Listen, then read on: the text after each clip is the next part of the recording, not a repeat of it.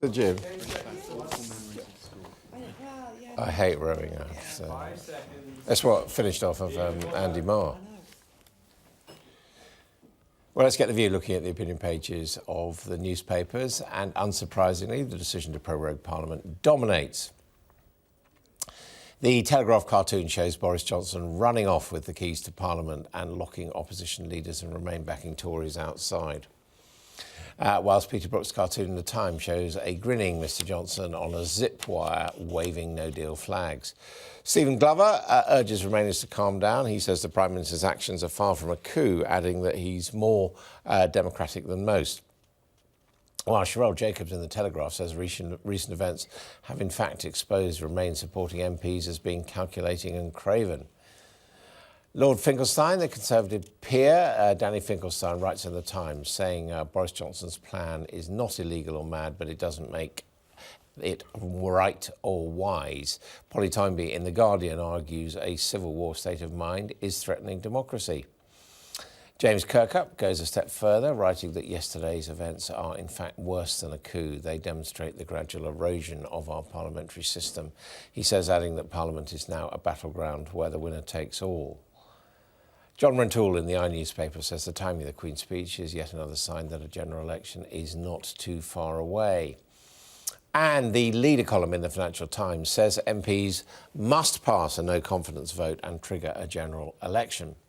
Finally, Paul Thomas's cartoon in the Mail shows the Queen on the phone to Boris Johnson, hiding behind her desk from Jeremy Corbyn, asking if the Labour leader could be prorogued as well. And with me to discuss those are the Guardian columnist Zoe Williams and the writer Benedict Spence. Welcome to you both. And are we right to say, Benedict, that the effect of this 5-week prorogation will actually prorogue Jeremy Corbyn and the opposition? It squeezes the opposition, essentially. We've had talk all summer, I suppose, about a coalition, government of national unity, and about calling no confidence votes. Before Parliament went away for recess, of course, Jo Swinson tried to bring a motion of no confidence, to which the Labour Party, which ostensibly has been on an election footing for the last 3 years, declined to back. And now, after just a very extended, protracted period of talking about things, a government has actually come along and done something, and everybody's losing their minds slightly because they're slightly unhappy about the timing of the whole thing. I mean, ultimately, it's not great if you're a Remainer, but it should, I think, focus minds now very quickly as to whether or not they can get the numbers to win a vote of no confidence. And I think there's a chance that they might. It depends how many. I think they need 8 Conservatives to cross the floor as things currently stand, taking into account pro-Leave MPs from other parties. I don't think it's as done a deal as a lot of the hysteria would suggest. I think there's still a lot to play out in this. Do you think that's the answer, Zoe, that, as the Financial Times says, to bring a vote of no confidence in the general election? I find this so irritating, the idea that it's Remainers who've lost their minds. You know, it's like these really extreme acts are committed in a really anti-democratic way, and by responding to them, you become the mad one. Well, that's the Sherelle Jacobs argument. Yeah, I mean, and Sherelle Jacobs writes in such bad faith and in such an unpleasant way that splits a lot of infinitives as well. It's hard to critique because it's just like, it's horrible. It's like handling something really nasty. Anyway, really this was done to close down the options of the Remain camp, and I think most likely it was done to tease out those conflicts within Tory Remainers.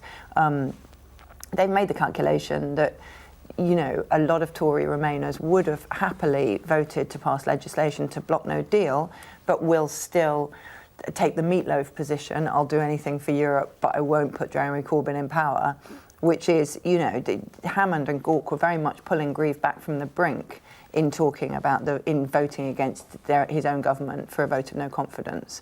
And it does really hold their feet to the fire, those Tories who would have to vote against their own Prime Minister. Do you think, is the Financial Times right? Is that the way out of... Well, there are things, they have got those 7 days, and they could still pass legislation to block no deal in those 7 days. But it does mean that they've got it does put the pressure on, because they can't block no deal and call a vote of no confidence in such a short time. I don't really see what so much this complaining is about. Parliament has had a deal put to it that was not hard Brexit and was not Remain, was the compromise everybody's saying we now need. It was put to them 4 times. They rejected it, and now it's many of the same MPs going, this is unconstitutional. Well, I understand, I understand all that, but I mean, let's just put the constitutional argument. The public voted 3 years ago for this, and there's been all this obfuscating and playing with politics, and they've done it very well. And now that the opposition, now that the government is doing it, people are upset about it. No, I'm sorry. Jacob Rees-Mogg voted against that deal. The ERG voted against that deal. All the people now saying this prorogation is constitutional, which it isn't, also voted against that deal. No, but what about the way of blowing up this government would be to vote no confidence and to have a general election? Yes. Is that, in your view, something right now, I think which that's you think the most, would be a good idea? Yes, I think if you're a Remainer, that's the logical option. I think the difficulty with it is that there would need to be some very hard conversations, specifically with the leadership of the Labour Party, because that seems to be the objection to a lot of other people in other parties, is that they are really keen on the idea of a government national unity, a pro-Remain coalition, or at least to stop a hard Brexit. The issue is Jeremy Corbyn in number 10. That seems to be the sticking point for a lot of them, and either those parties have got to get over that, or the Labour Party has to come to some sort of compromise where they remove the leader. Now, that's not going to happen, so it has to be the other parties that come to some sort of an accord. This doesn't show a very profound understanding of anybody, actually, on the Remain side. And maybe it would be useful if we all listened to each other a little bit more. Well, it's not that you're stupid, it's just that you're not listening. And therefore, you don't understand. The point about the government and national unity is that sort of passed out of anybody's calculations some weeks ago.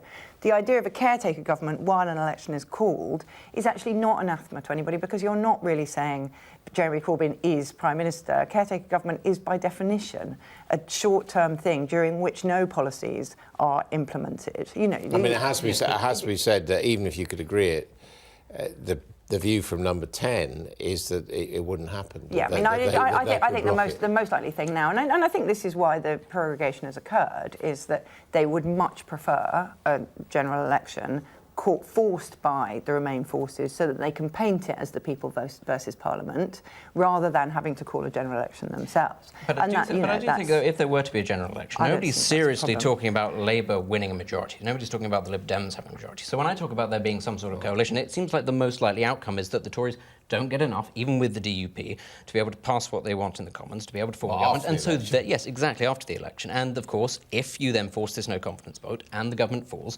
the likelihood is then that the general election would be before October the 31st, and that would have to be delayed. So I don't really see why it is that you're going in with the ad hominem attack, say, oh, you're not listening. That seems to be the outcome. Nobody seriously... Well, you talk about Cheryl Jacobs just writing in bad faith and me not listening. We've had 3 years of this. Nobody's listened on the Remain side. And so now we have taken the initiative. Brexiteers have taken the initiatives, and now you're not happy about it. I'm sorry. Benedict, it's not ad hominem. I'm sure you're a really nice person. When I say you're not listening, it's because your understanding of the Remain forces is incomplete. Now, I'm not saying that that's bad. You don't have to understand them, but what you cannot then do is praise what their stance is, because you don't know. That seems to be exactly what Remainers have been doing for Brexiteers. Well, we're not going to reach any agreement. Thank you very much indeed. This is All That Politics. Coming up next...